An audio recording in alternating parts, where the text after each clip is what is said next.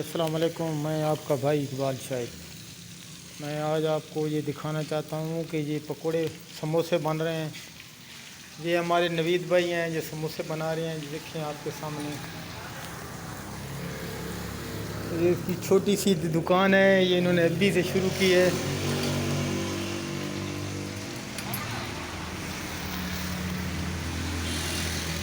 दिखाता तू दिखाता जाइए।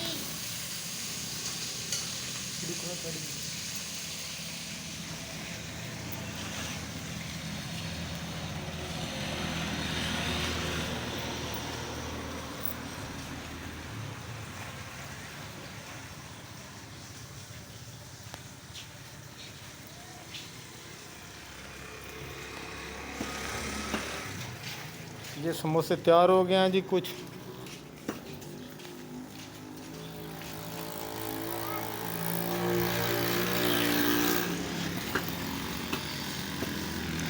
ये है इनकी छोटी सी दुकान। ये देखें, ये समोसे बने हुए हैं।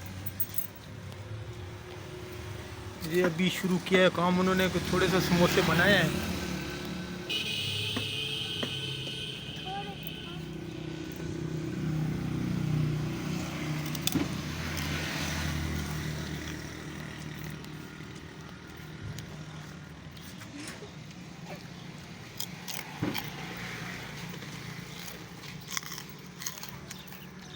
ये आ गए हैं मतलब अफनान जिसको गले लगी हैं,